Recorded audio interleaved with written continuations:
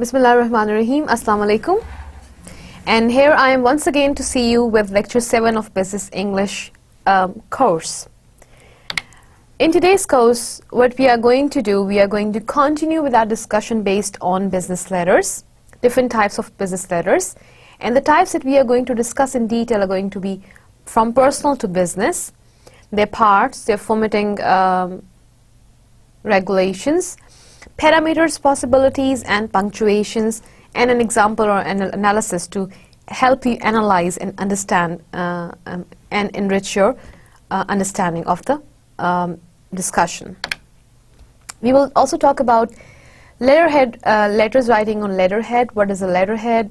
How does it authenticate a news from a company? We'll talk about a model. We'll talk about the address specifications, salutations, and we will go in detail in the letter of inquiry as well, inshallah.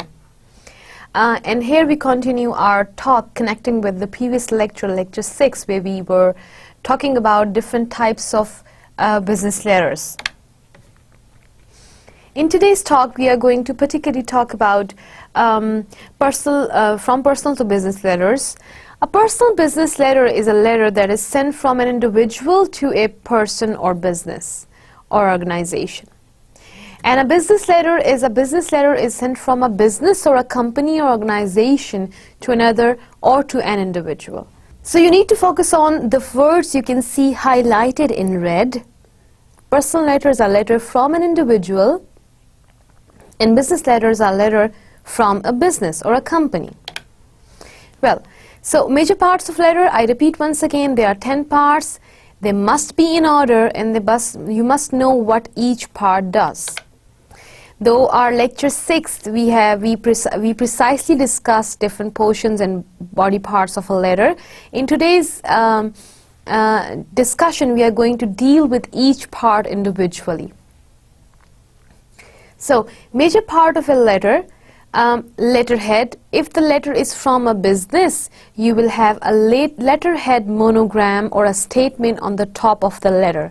That can be colored, that can be black and white, that can be grayscale, but it'll be some kind of colored monogram or a statement on the top of the letter showing that this letterhead belongs to a particular company. And that is often on the top of the head, almost on the top of the head. All right. Then you have your return address, inline address, where the address of the person writing the letter on the top. Then you have the date line, complete and current date. It can be written in both formats. You can mention the month in words or in numbers, digits. Letter address, inside address, the address of the person receiving the letter, whom you are writing to. And you can see the space between both of these addresses.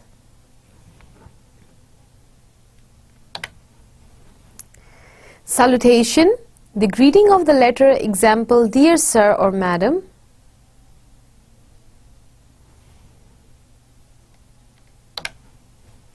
Look at the body of the message of the letter. It's a one paragraph letter. And what format do you think it is? It's block format or mixed format or semi-block? Well, that's blocked. You can see it's left hand side justified and right is right raged.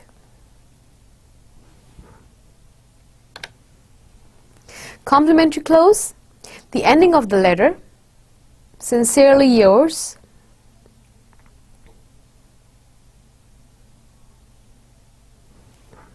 Then you can see handwritten signature. The author signs the letter after it has been printed.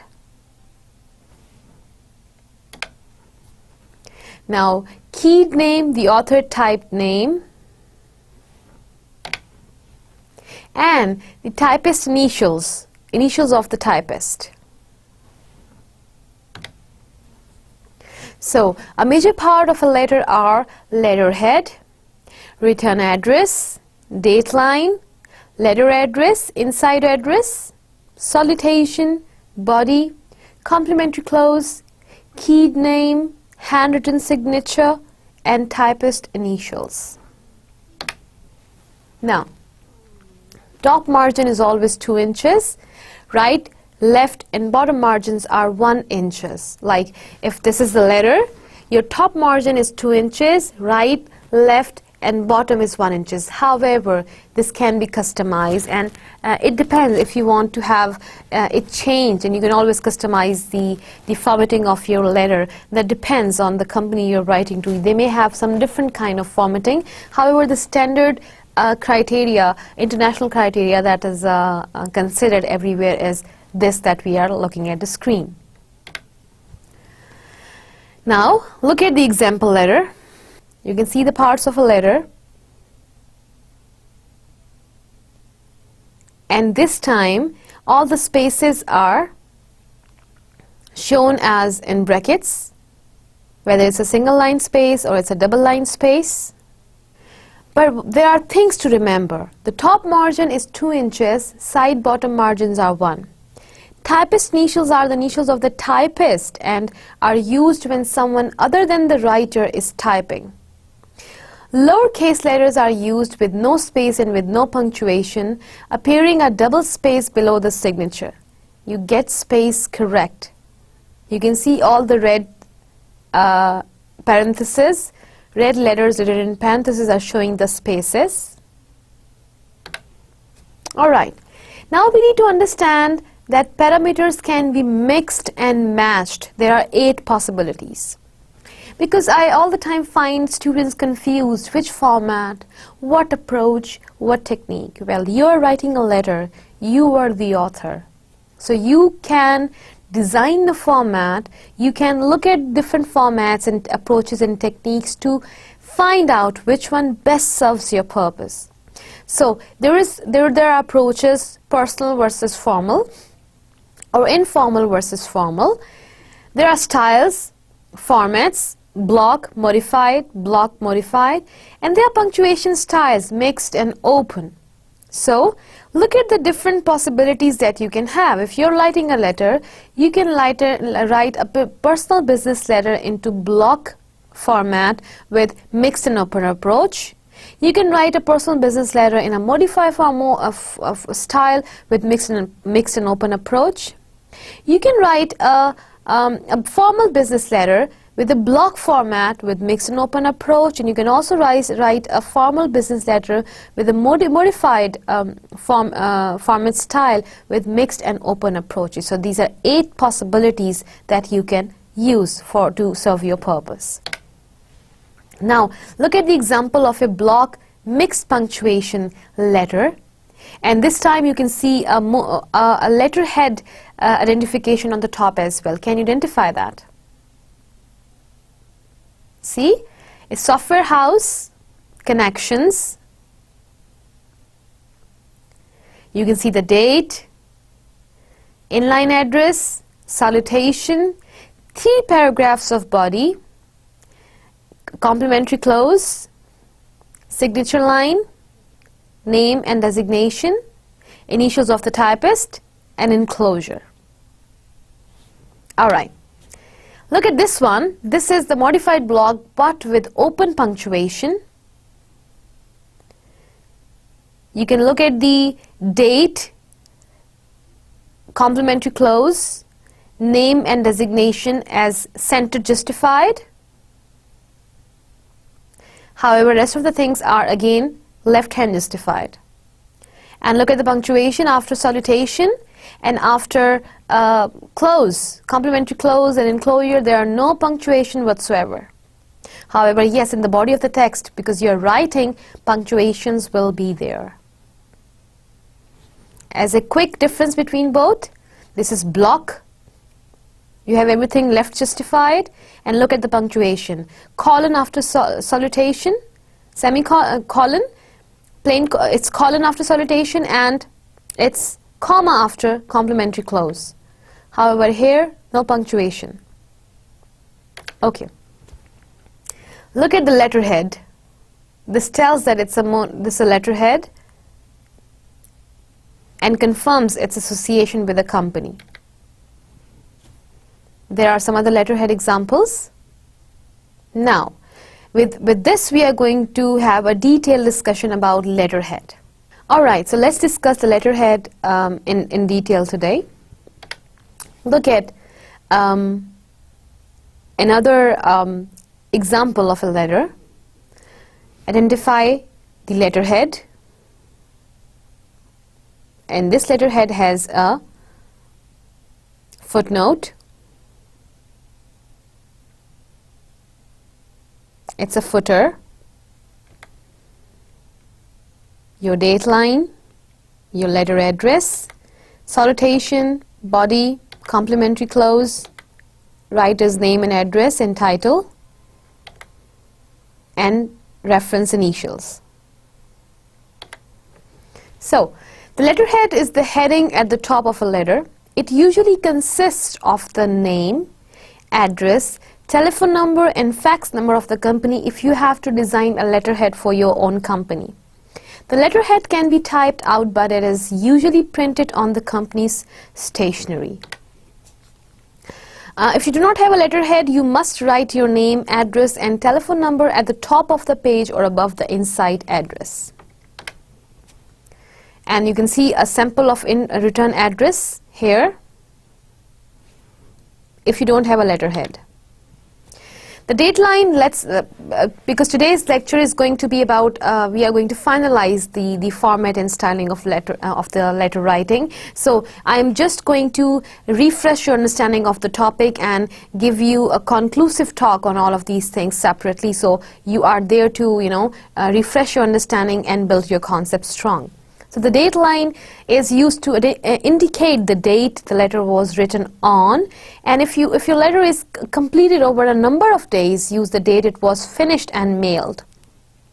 When writing to companies within the United States or inside America, date formats are used accordingly. That means whichever country you are in, you will try to use the format that is in the market, that is more in the demand. So, if you are writing to some other country, for example England, use the day, month or year the way which is preferred there. If you're writing to China, use the year, month and day that they prefer or they use. Sometimes when we are writing to other countries, their writing format for letters and the time is different. If you're writing a letter to Saudi Arabia, they prefer Hijri calendar. If you're writing to China, they prefer their own calendar. So try to use date and time which is preferred at the point where your letter is going to reach. Depending which format you are using for your letter, either left justify the date or center it horizontally, and for that you can refer back to our earlier discussion. Write out the date 2 inches from the top of the margin that we have discussed in detail. Alright, and about the inside address is the recipient's address. I repeat once again, it is always best to write a specific individual at the firm to which you are writing. If you do not have the person's name, do some research by calling the company or speaking with employees from the company. Follow a woman's preference in being addressed as Miss, Mrs. or Ms. If you are unsure of a woman's preference in being addressed, always use Ms. And then if there is a possibility that the person to whom you are writing is a doctor or has some other title, prefer using that title. Usually people will not mind being addressed by a higher title than they actually possess. However, they may mind being addressed with a lower title than they possess. For international addresses, type the name of the country in all capital letters on the last line. The inside address begins 2 lines below the date. We have already discussed the formatting issues. Now, about salutation, use the same name as the inside address, including the personal title. If you know the person and typically address them by their first name, it is acceptable to use only the first name in the salutation, like Dear Lucy. However, if it's a formal letter and you do not know the person in person, try to use the complete name by having first or surname. In all other cases, however, use the personal title and full name followed by a colon. Leave one line blank after the salutation. That's a formatting concern that we have already discussed.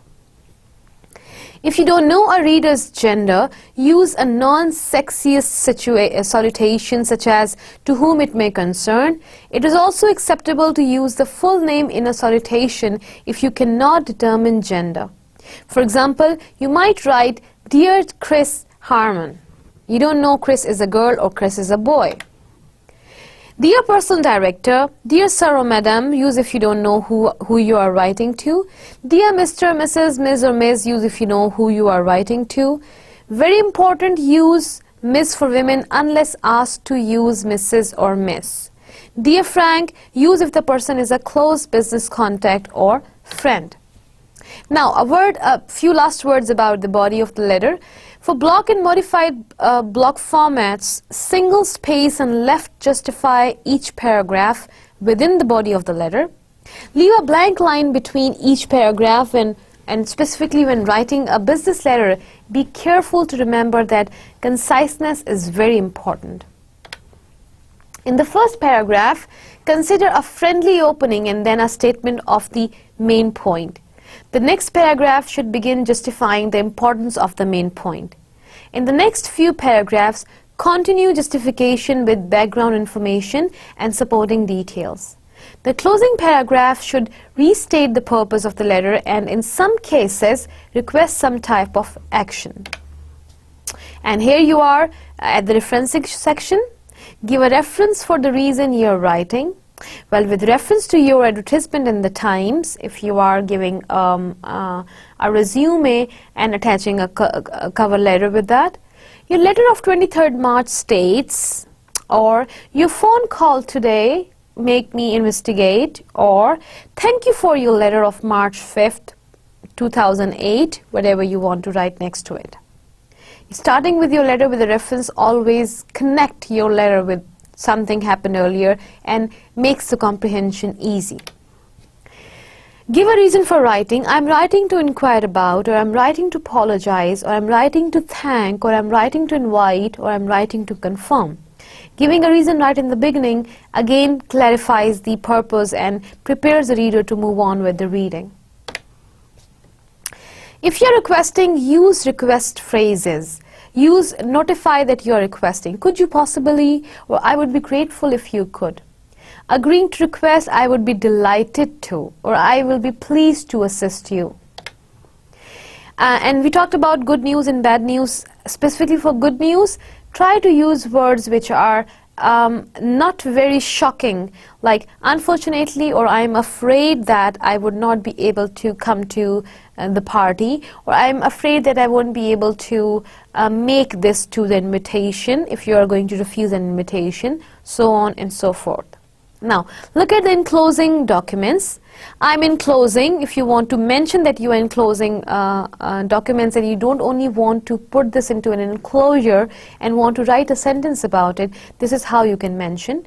Please find enclosed, or enclosed you will find the document, but whatsoever is that. Your closing remarks. Thank you for your help.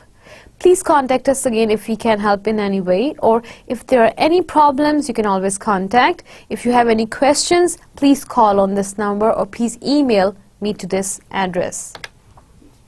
In reference to future contact, I look forward to see you soon, or I look forward to listen from you. I look forward to hear from you, hearing from you soon, meeting you next Thursday, seeing you next Thursday. So leaving a note for future contact is always a positive closing. And this brings us to the final closing, complementary closing. The closing begins at the same horizontal point as you date. Online after the last body paragraph, capitalize the first word only, that is thank you like T, or sincerely S, or faithfully F. Leave 4 lines between the closing and the sender's name for a signature. Put your position if you would like to, or your title.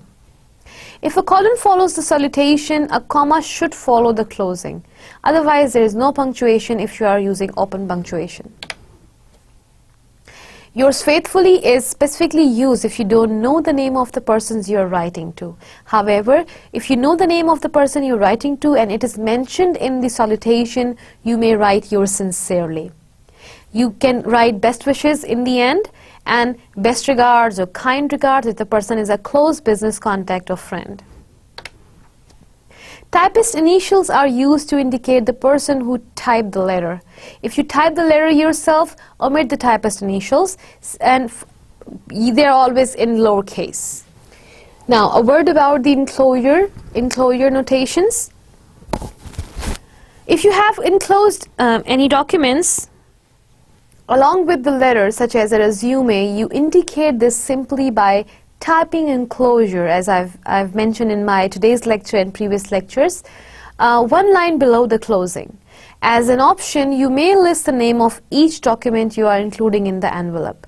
For instance, if you have included many documents and need to ensure that the recipient is aware of each document, it may be a good idea to list the names and items, bullet them or numerate them. If you are sending a copy of the letter to another person or company, include that information at the bottom of the page.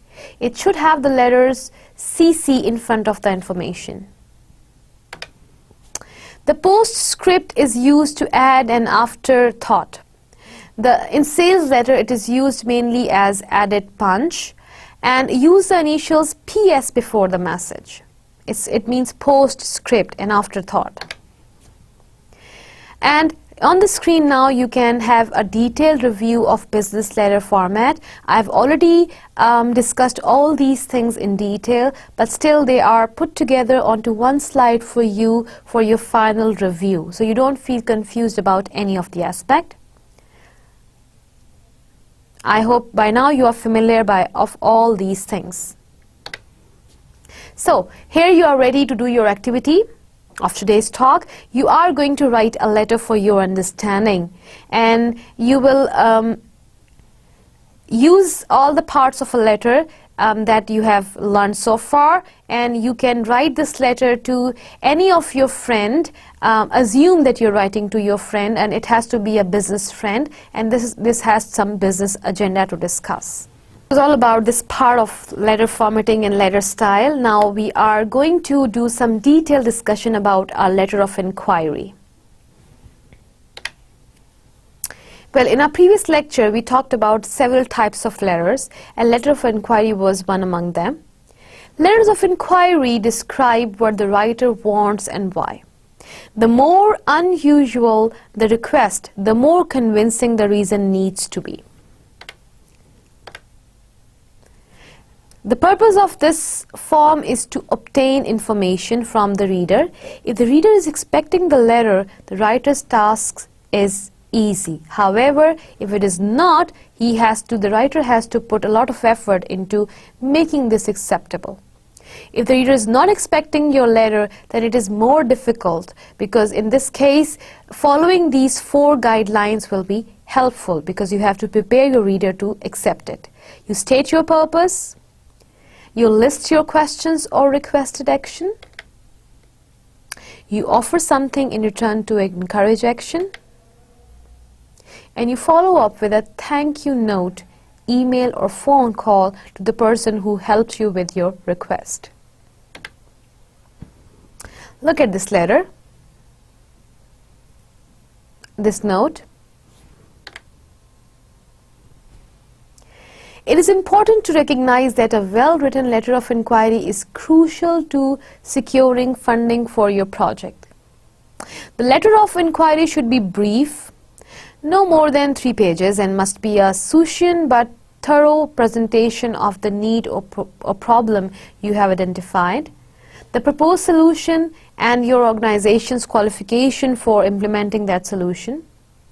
The letter of inquiry should be addressed to the appropriate contact person at a foundation or to its CEO, that is Chief Executive Officer, and should be sent by regular mail. This type of letter is often written to suppliers you have not done business with before. Such a letter often asks for a brochure, catalog, or price list. It is sometimes considered useful to give some details of your business and also where or how you heard of the supplier's name and address. You should always address your letter as dear sirs, dear sir, or madam. In this way, you are writing to a company. If you address it to an individual, it may mean delay if the person is away or ill. Look at this letter and let's start analyzing. Its letters of inquiry generally are 2 or 3 pages. Oftentimes the foundation will indicate a page limit, so do not go over that limit. Always try to follow that. Look at the format of this letter. Do you see that it's punctuation? Do you see that it's indented? Can you find out which format is that, which style is that? And now look at the text. We have read an article in Office News about your range of visible record system filing cabinets. We are interested in introducing a modern filing system in our main office. We also wish to install an electric system for the storage and retrieval of data. Please send us price lists and catalogs of your manual and electronic data processing systems. Quoting your price is, if possible. We are particularly interested in type model is written, so we would be grateful if you would enclose more detailed information about this particular model. We look forward to hearing from you soon. And here you go. So this is how you put your request down, by asking certain questions. So look at the contents. You have a subject heading. This should inform the reader that this is an inquiry or request. An example can be, if you're inquiring about textbook, request for brochure, query about website, question regarding product components. Now, how can be a first paragraph? The first paragraph should tell the reader what you want. Like, the introduction serves as the executive summary for the letter of inquiry and includes the name of your organization, the amount needed or requested, and a description of the project. The qualification of project staff, a brief description of evaluative methodology, and a timetable are also included here. However, don't forget that you have always be very clear in putting your thoughts down. So here are a few starters that you can use. Please send me, telling them what is to be done in clear words, allowing them to take that action. Send me. Could you please send me for things that the organization offers to send? I would be grateful if you could tell me, reply to me for things that are not normally offered. I am writing to inquire whether possibilities. I would be grateful if you could tell me to see if something is possible, inquiring about possibilities. I would especially like to know, could you send me more details about something, like you want more details about, it's a request of more details. And could you also do this, like I would also like to know about, could you tell me whether? So, an additional inquiry or request about a component. Now, let's talk about the second paragraph. There are 2 reasons why you may contact an organization. You have contacted this organization before and want to again. You have not contacted this organization before, but you have heard about them. You should describe from where, such as from an advert or from a recommendation. This paragraph tells the reader why you are contacting his or her organization and gives further details of the inquiry. So, the contents for the second paragraphs. I saw your advertisement in the HK Daily on Wednesday, 13 June 2007, giving your reference, or your company was recommended to me by Ms. Elsie Wong of Far Eastern Logistics, or with reference to your advertisement, whatever is that, wherever you saw that, or regarding your advertisement in newspaper. And the final paragraph should contain a polite expression and an expression of thanks to the reader. The degree of politeness and therefore the length depends on how unusual or difficult your request is. Possible language includes thanks for a very formal and normal inquiry or request, or I look forward to hearing from you, or I'm looking forward to hearing from you, or that thank you for your assistance, and thank you very much for your kind assistance. I appreciate that this is an unusual request, but I would be very grateful for any help you could provide. I look forward to hearing from you. If you think the reader might have further questions, you can suggest that he or she can contact you and provide a contact. It can be a phonic contact, it can be another email address that the reader might need to write to. Look at this letter, a sample letter.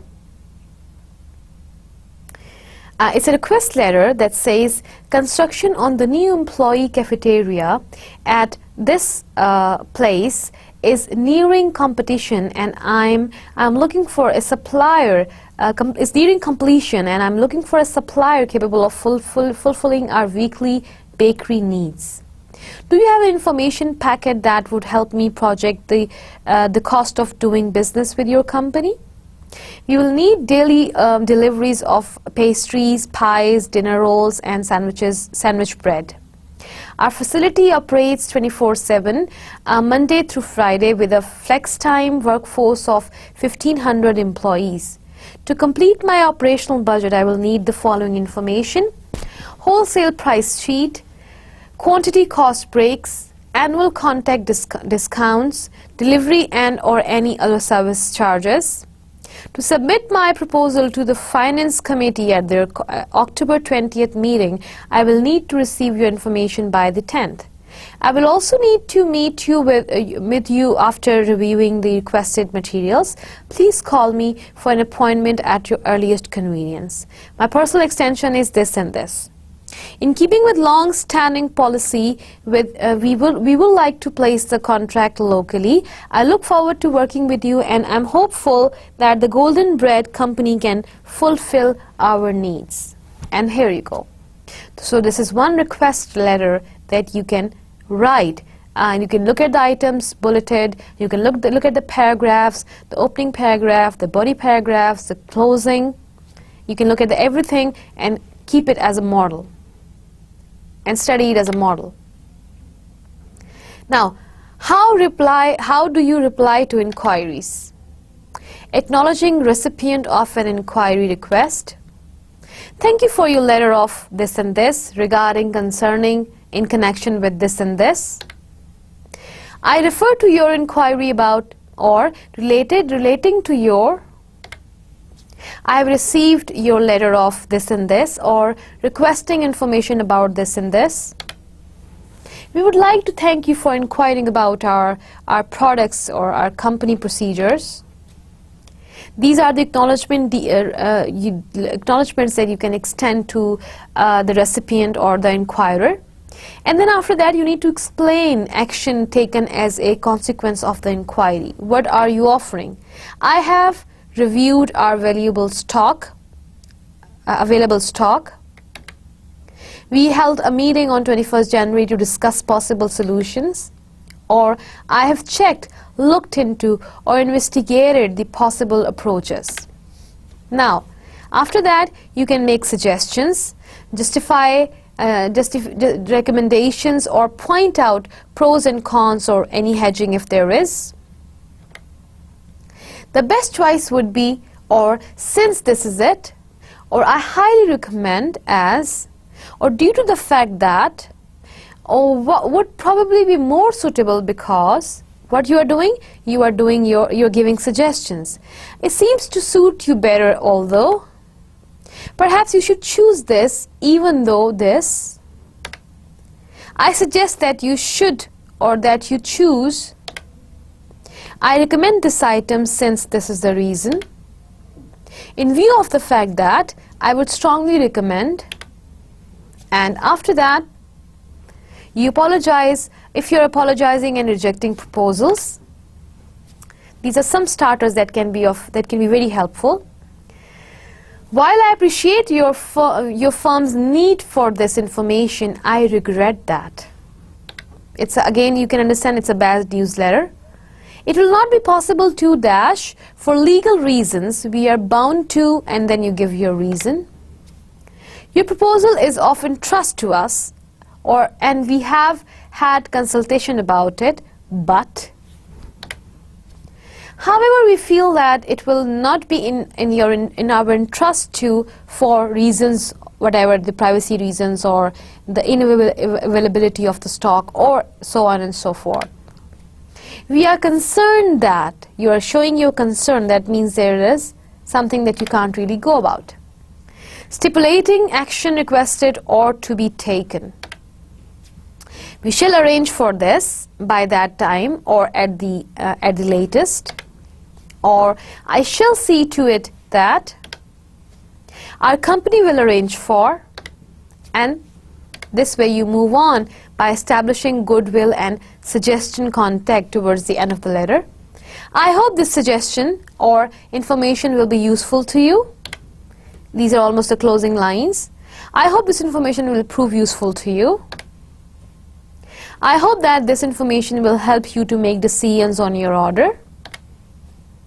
I look forward to hearing from you, or I look forward to receiving your confirmation of whatever your suggestion is. I look forward to doing business with your company in the future. Or please feel free to contact me again if you have any further queries.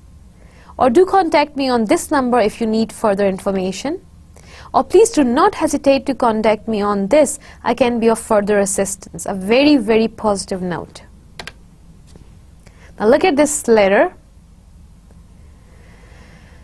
Notice these sentences in which the writer thanks his correspondent for an inquiry. Pay attention that we inquire about general information and request an object or a statement.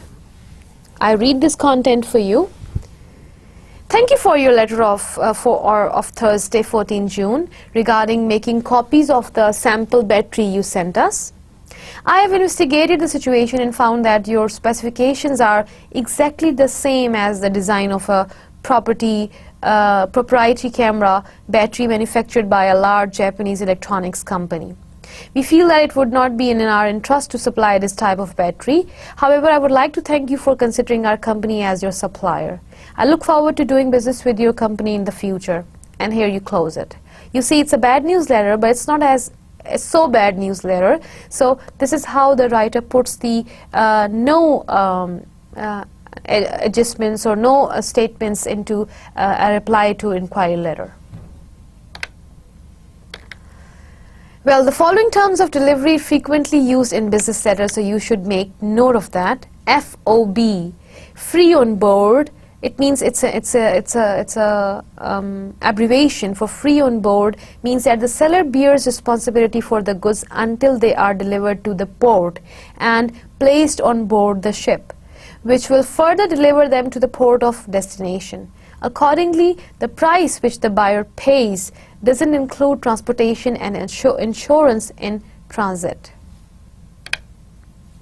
And CIF stands for cost, insurance and freight.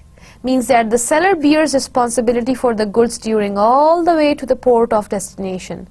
Charters the vessels, organizes loading and insurance payment, everything up to the final point. All these payments are of course included into the price paid by the buyer. Ex works, free from the factory, means that the seller bears no responsibility for the goods after they leave factory gates. And CAF stands for cost and freight paid.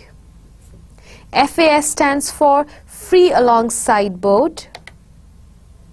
And they're all enumerated in a document called Encartment, which is issued every several years, and you can find this easily on the website or on the internet. Well, there are some opening paragraphs, and there are some suggestions to write these opening paragraphs. Look at one example on the screen. This is an example of an opening paragraph that has to be a summary statement, and it should be able to stand alone. If the reviewer reads nothing else, they should know what you want to do from reading this paragraph. Make it crystal clear what you want the reader to do. That is, consider funding the project. So this has to be that clear statement inside. And answer the following: who wants to do what? How much is being requested? Is this a portion of a large project cost? Over what period of time is money being requested? So chopping down, clearly designing questions and then answering those questions into the first paragraph will help you compose a complete paragraph that summarizes the whole content. For example, look at the example here. The School of Nursing at the University of Massachusetts at Amsterdam seeks support for developing an innovative undergraduate and graduate curriculum in psychiatric mental health nursing that will prepare expert nurse clinics in the delivery of mental health services to at-risk adolescents in the community setting. We are requesting this money over a 2-year period. You also may want to say, if you are responding to a request for proposals, RFP, or make the connection between the foundations and trust and your project. Well, keep this paragraph short always. You will have time later for explaining your rationale for why you want to do this project, or your methodology, or for establishing your credibility. However, the summary paragraph should be able to stand alone. What do you want? Why do you want? And how do you want? And when do you want? Unless otherwise indicated by the foundation, the contents will generally follow the format that we have discussed. Well, here you can see statements of needs. This can be in the first paragraph or the second paragraphs. This section basically answers the why of the project, explain what issue you are addressing, explain why you have chosen to respond to this set of issues in the way that you have, state briefly why this matters in the area in which you will be working, and note who benefits. Make sure you can indicate the public good achieved. And then in the third paragraph, you can talk about the activity, action taking place in the project, and this will be the bulk of the letter. So this part can be divided into further paragraphs depending on the main ideas that you want to incorporate. And this particularly answers the what's and how's of the project, and give a general overview of the activities involved, and give more detailed information to the degrees that space allows, and highlight why your approach is novel and deserving of the spatial attention that funding connotes, and also indicates if there will be collaboration with other organizations or companies and what their role will be. But in any case, be specific about who does what. And then you also talk about your outcomes. You can put this before or after the discussion of your activities. State the specific outcomes you hope to achieve, and indicate how evaluation is part of the project, because any funding company would want to control the evaluation process to see if they are funding for good or not. How will you know you have achieved these outcomes? And then credentials will authenticate your position and support your project in your case. Demonstrate why your institution or you as an individual is best equipped to carry out this activity and you should be funded. Put any historic background about the institution here or individual here, and brag with substance. Indicate awards, rankings, and tangible measures that set you apart from peers or other requesters. Well, if it's a budget proposal, if it's a financial assistance request for a financial assistance, never ever forget to provide budget details. State what the total project cost will be and how much of that you would be requesting from the foundation, and indicate broad categories of activities to be funded. Well, include other sources of funding, both cash and in kind. Especially indicate what your institution will contribute, and do not overlook the value of all in-kind contributions, including those of your collaborators. And then your closing paragraph should offer to give any additional information if the foundation needs, or a contact name or contact information for foundation follow-up, or express appreciation for the reader's attention and the time they have taken to go through your request, and they have provided you with the opportunity to submit your case to the company. And especially indicate you are interested in discussing the project and will contact their office by a certain date and time, and mention that date and time. And generally it is best to have the highest ranking person available sign the letter if they are not identified as the contact person. This indicates institutional support.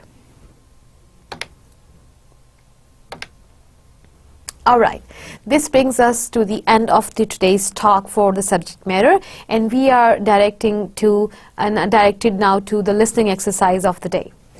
Alright, we are ready to start with our listening activity of the day, and for that I will make you listen to an audio, and like always you will do a worksheet. So before that we go and start our audio, I want you to pay attention to the worksheet. Look at the worksheet. Today we are going to listen to Linda, a Finnish professional working for an international development organization in the UK, talking about her career. So you have to, after listening to the audio, you have to answer these questions. Which of the following best describes Linda's work?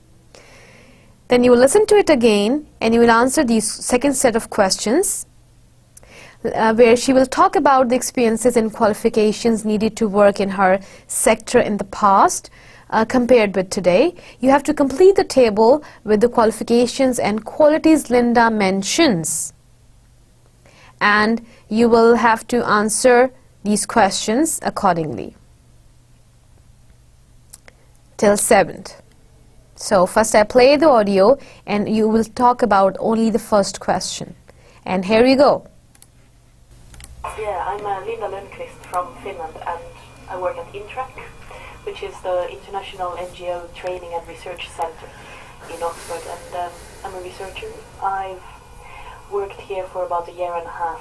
Our work is really wide-ranging because everything we have to do is related to international development, but specifically to the non-government sector, so the charities and trade unions and football clubs and religious associations and anything else that you could call civil society. The thing is, with the development sector, it's tricky. The whole there is no career path essentially, and when the previous generation got their jobs in international development, it was enough to be white and have a bit of chutzpah and want to go out into the field and have some solidarity with the peoples of the world.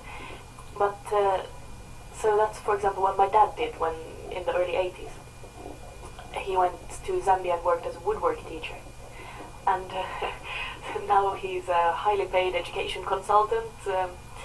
But for people of my generation, you can't just do that, because the sector, the entire industry has taken off in a big way and grown, become much more professionalized. There's it's all very much more structured. So you need master's degrees, specialization. You have to know whether you're into economic development or social development or governance or policy or infrastructure and water. So there's 500 different career paths that you could potentially take. Originally I came to the UK to study, I did development studies on Swahili at SOAS in London. I'd recommend that to anyone. It's good to know the language of where you want to go. And then it's just the way life takes you, really. So I spent quite a lot of time already in the UK and Tanzania for my degree. Had a British boyfriend, friends here in London, and got an internship after I finished my degree. Getting a job in Finland always seemed like a bit superfluous, and why would I do that? Because there was so much more going on in Britain, and of course I wanted to be abroad. So the Finnish international development pond is very small and cozy. Once you're in there, but getting a foot into the Finnish scene is not so straightforward, although they do value a lot of the international perspective. In a way, going to Finland means kind of retreating into a bit of a cul-de-sac. There's not many other places you can go from Helsinki. So I think maybe when I want children and want to settle down and have a calm life, I'll give that a go. I always assume that you get your job through networking and knowing people and being in the right place at the right time. But it just so happened that I answered an advert in the newspaper for this one. Sent in my job application, filled in the forms, interviewed and got the job. So the skills needed, it'll vary, but partly it's having a master's degree, several years of experience, speaking a few languages, knowing something about the topics involved. But what really clinched it for me in this job was my experience from Tanzania. I went out there with my English boyfriend at the time and just looked for a job in the town where we lived. So although that had been quite a random process for me in the past, that experience was very useful when I applied for this job. For someone hoping to work in the UK, I'd say, go for it. Living expenses are very high, and there's a bit of bureaucracy to sort out, but if it doesn't work out, you can always do something else. All right, here you go. So you must have been done with the first part of the question. Now look at these questions that you are going to answer. You're going to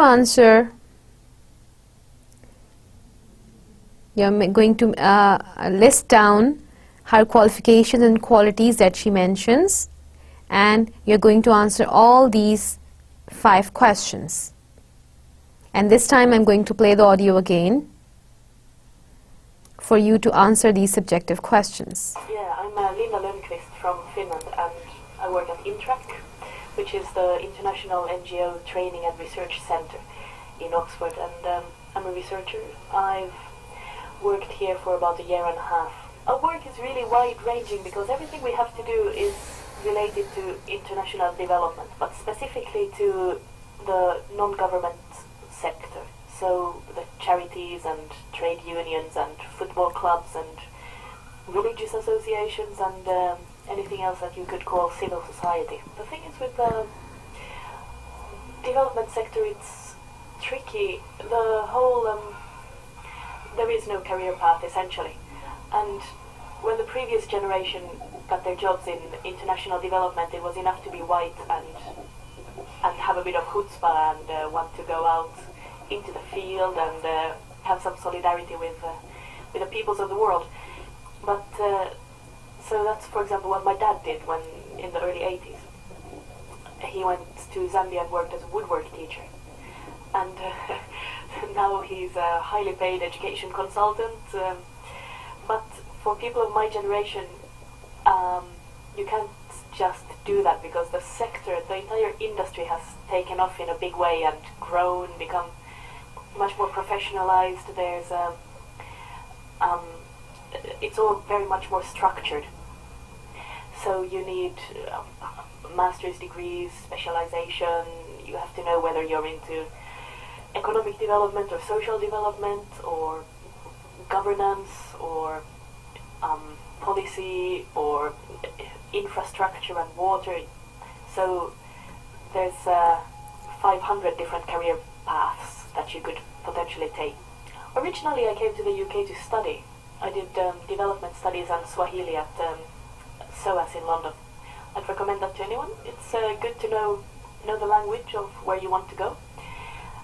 And then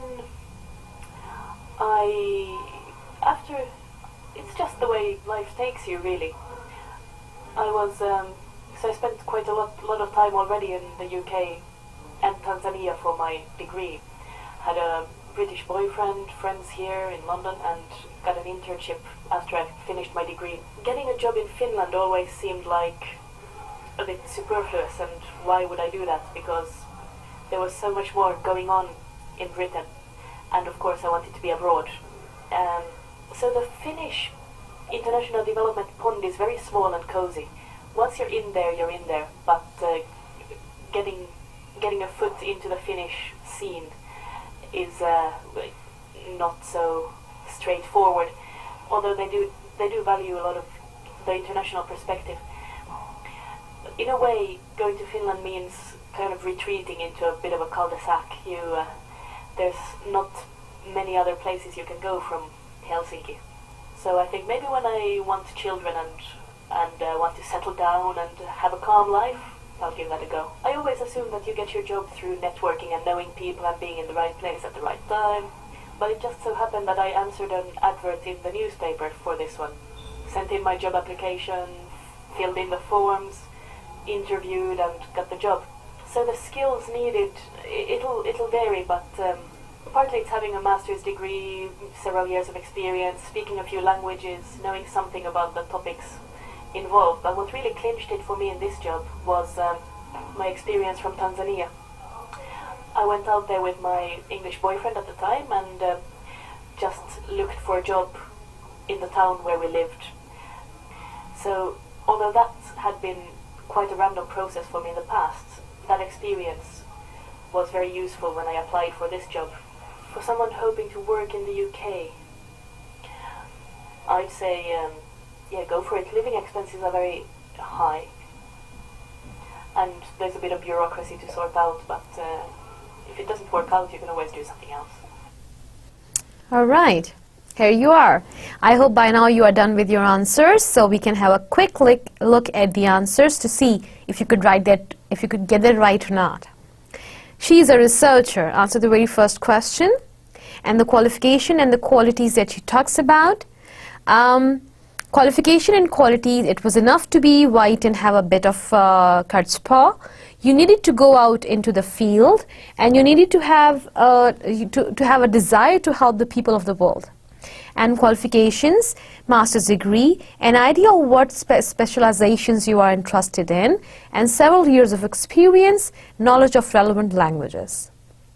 Well, third was Linda's father went to Zambia in the 1980s, and he worked as a woodwork teacher and is now a highly paid educational consultant. Linda decided to come to the UK because her boyfriend lived in the UK. She wanted to study in London, she wanted to be abroad, and she had already spent time in the UK. Linda studied at SOAS, School of Orientals and African Studies, which is part of the University of London. Linda will move back to Finland when she wants to settle down, have a family, and live a quite calm life. Linda got her job by, this is question 6. She got her job by applying to directly in response to advertisement in the newspaper. This surprised her because she had expected that she would find a job through a combination of networking and being in the right place at the right time. The last question answers that she thinks that it's a good thing to do and would recommend trying it based on the idea that you can always change your mind and do something else if it doesn't work out. However, there are a few things to be noted, that a few unusual words you will listen in and phrases you will listen in the transcript audio. So this is the explanation for that, and alternatives are given. For chutzpah, it's enterprising in spirit and daring. Has taken off in a long way, has developed a lot. Superfluous, like the wrong thing to do, unnecessary. International development pond, international development sector. Getting a foot in the Finnish scene, getting a foothold in the Finnish scene. Alright, so this was about the today's listening activity, and now we are going to review what we covered so far in today's lecture. Alright, today's lecture has been a detailed discussion about business letters, types of business letters, and we completed our talk regarding the formatting styles, issues of formatting styles and approaches and techniques. And we also had discussed about letterhead. We discussed several models, and we discussed letter of inquiry in detail. We could also do our listening activity for today's talk. And this was all for today, for this lecture, lecture 7. I will inshallah see you in for lecture 8 next time. Allah Hafiz.